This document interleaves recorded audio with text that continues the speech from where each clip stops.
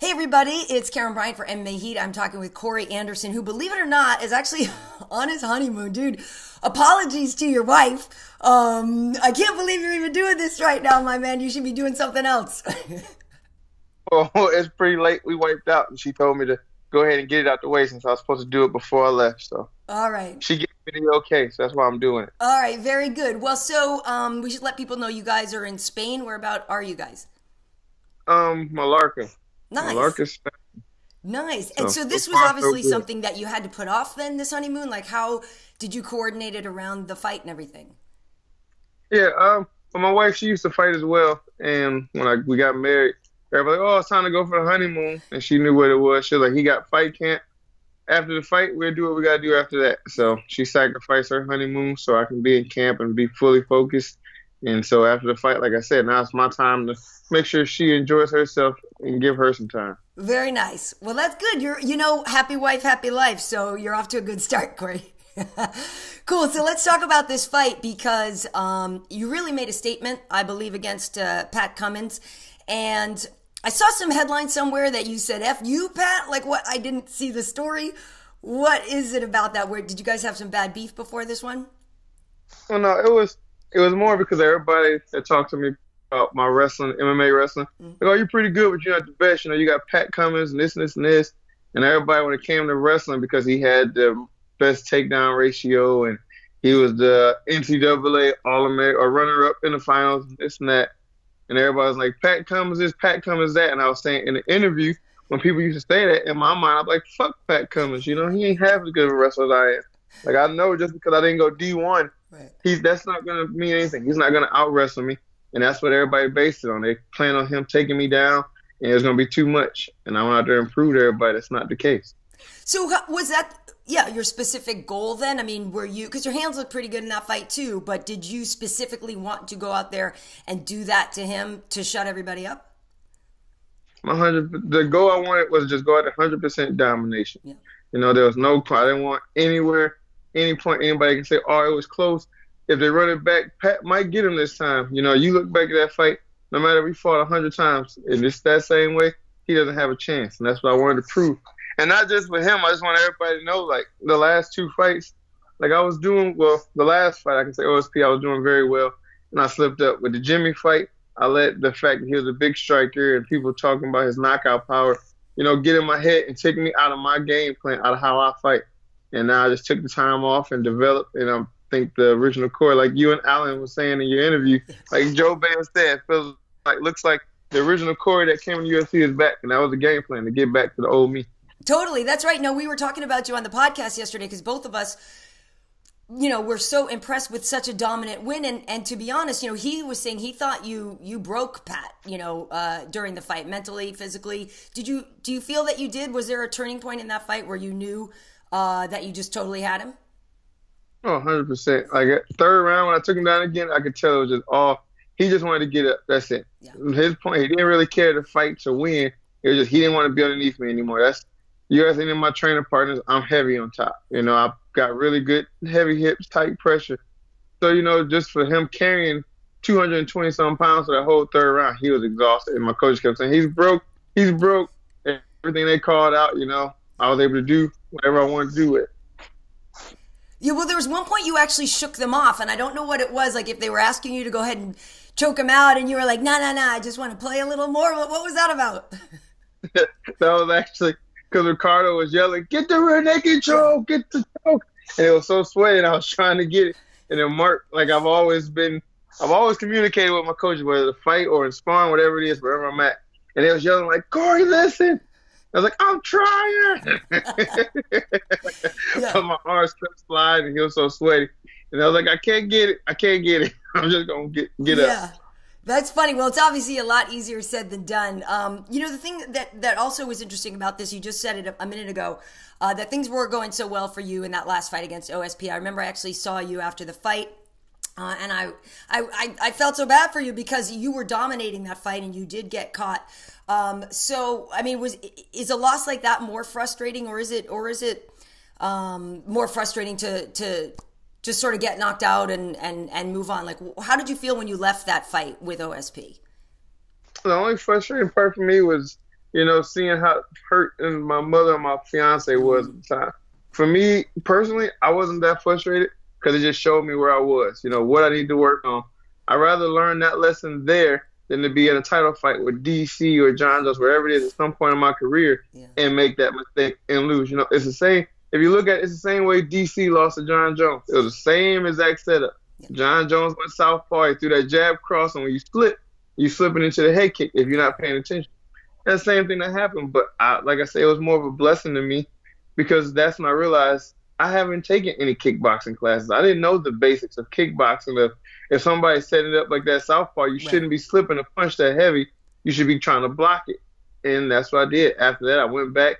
Literally, I think that Wednesday, I was back in the gym at a kickboxing gym just drilling with Carl Roberson. He's got a fight. And here come up in Brazil. He was a glory kickboxer. Mm-hmm. Me, him, and his coach was working 2-3 times a week just slow drilling just so they can teach me, like, how does that work? Like, I'm used to slipping punches from going to the boxing gym. Right. Now, if I'm scared of a head kick, what do I do if I'm slipping? It's like, well, you don't slip. You block and kind of step off. Right. So I spent the whole camp all the way up until fight week training with those guys at least once or twice a week, learning those things, making sure I had it down pat.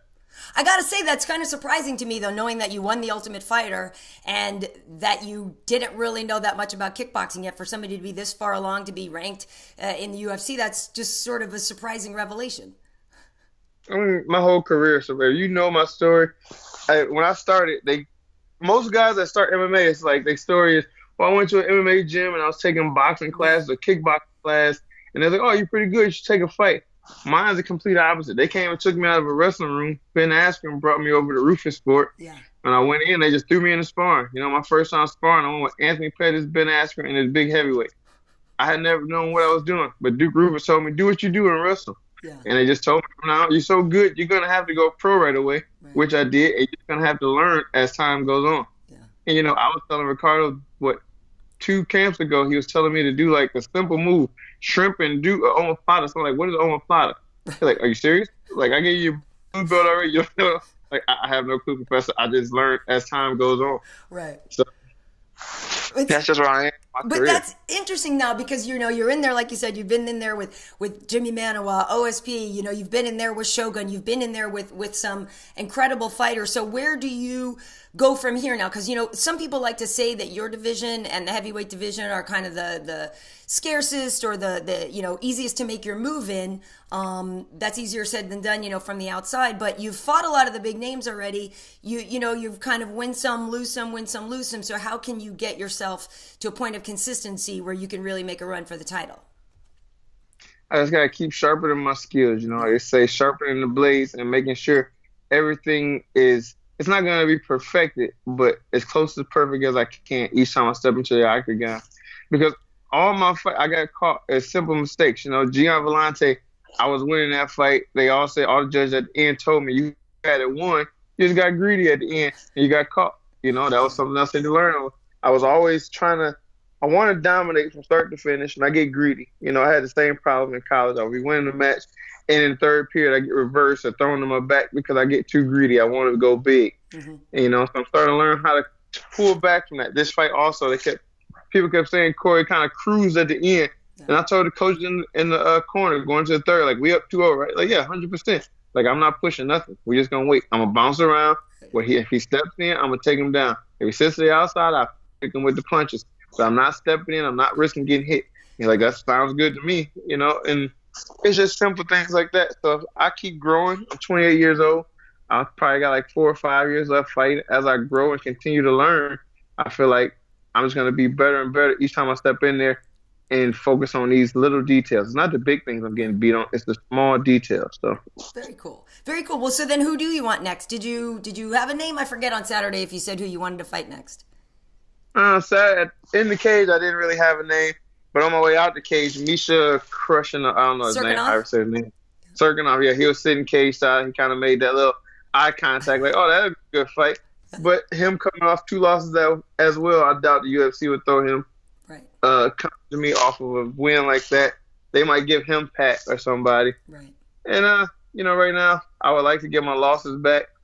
And I just seen they just booked the Volkan and Shogun. Yep. And I got a feeling something's going to happen. That's so far away. July 22nd. So after my honeymoon, I plan on getting back in the gym as much as possible and stay ready. And if something happens with that, I'm going to throw my name in the hat. Hopefully I get lucky. Very cool. Well, a lot of things are going to be changing because, I spoke with Alexander Gustafsson the other day. He just signed a new contract. He's getting back in action.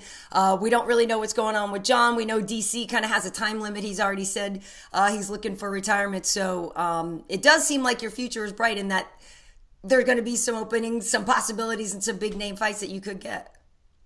Yeah, I mean, again, all those, other than Volkan, I think everybody is within like their 30s. Or Misha also, he's about 29. But everybody else is at that point where they don't have much longer in it. They probably got 1 to 2 more years max. Injury setbacks, different things like that, especially Shogun.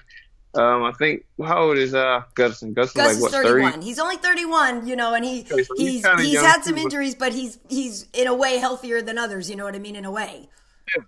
Yeah, but it's like, again, I'm 28, so it's me, Volkan, and Misha would probably be the face of it by the time those guys are gone. So we're going to be the 3 battling at the top. So I hope to get there before those guys get out. I would like to give everybody a little taste of Corey Anderson before they retire.